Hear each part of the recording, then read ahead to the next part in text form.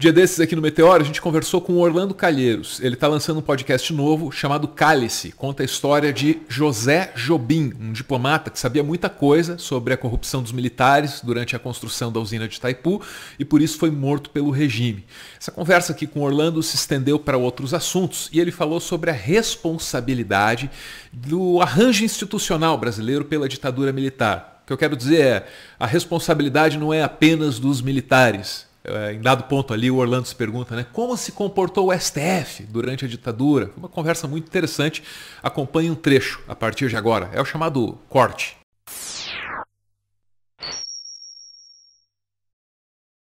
Falava exatamente isso. Vocês não sabem o que foi a ditadura pra gente, né? E eu dizia, eu não sei mesmo, não vivi isso, não consigo acessar isso, né?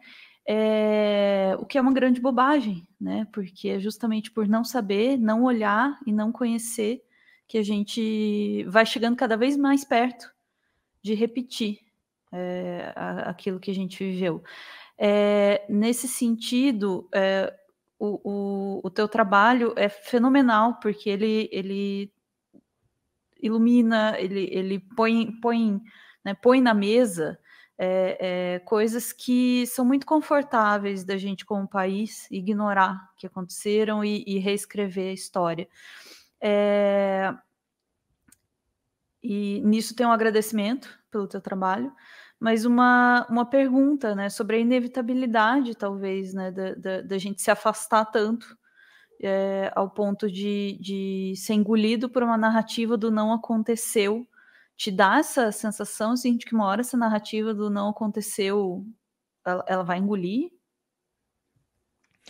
Cara, o Primo Levi, ele tinha na introdução do Esta, um Homem, né, ele fala uma coisa muito importante sobre o fascismo.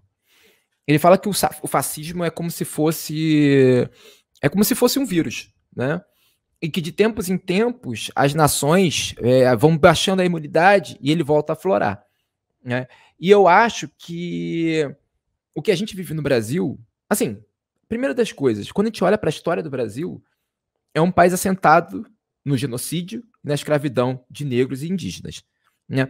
É um país que tem uma das histórias mais violentas, né? É um país cujo Estado é fundado pelo derramamento de sangue. Então, assim, o Brasil, ao mesmo tempo que ele tinha isso, ele criava-se uma fábula, uma fantasia, né, sobre um país idílico, onde todos, né, o mito da democracia racial, né, onde indígenas, negros e brancos conviviam pacificamente. Mas assim, e ao mesmo tempo, quando você olhava para o efetivo, né, é quase como se tivesse uma dissonância, né, entre a imagem que se autoprojeta sobre o Brasil e aquilo que de fato sempre aconteceu. E isso não começa com a ditadura militar.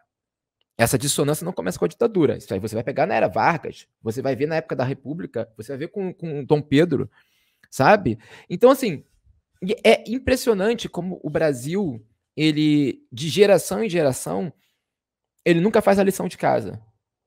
Ele nunca faz a lição de casa. Toda vez que ele está prestes a fazer a lição de casa, ele vai lá e deixa cair. E muito isso, né? E muito isso porque o Brasil, ele carrega consigo uma espécie de mácula original, eu acho. Por que eu acho que eu chamo de mácula original? E eu faço isso subvertendo o próprio sentimento que pessoas como o Moro, né, como o próprio Exército Brasileiro carregam, né? O Brasil, a ideologia oficial brasileira é eugenista, é racista. Ela acredita que o Brasil é uma espécie de subnação maculada pelos seus genes, né? Os negros, os indígenas e os ibéricos, né? Porque eles também odeiam os portugueses e os espanhóis, tem essa coisa, né? Existem brancos e brancos, né? Nessa escala deles, né? Trazem para o Brasil uma espécie de subdesenvolvimento genético. Então, caberia às instituições como, né, o judiciário, como os militares, né, ou a República, enfim, como reformar a nação brasileira, né? Reformar a nação brasileira. Os militares, o judiciário, eles odeiam o brasileiro, eles odeiam seus povos, né? Eles gostam de uma ideia projetada sobre o Brasil. Eu acho que isso que é a mácula original. A mácula original do pensamento à brasileira, né, dessa concepção de nação, essa ideia de que o Brasil é um país maculado na essência, né? Só que o problema é o que macula o Brasil é justamente esse pensamento. E aí o que esse pensamento se desdobra? ele vai criar a ideia de que são necessárias instâncias controladoras, totalitárias, capazes de domesticar a população brasileira. O exército brasileiro se vê dessa forma. O judiciário brasileiro se vê dessa forma. Né? Não são coincidências, né? Não são coincidências que as coisas são desenhadas dessa maneira.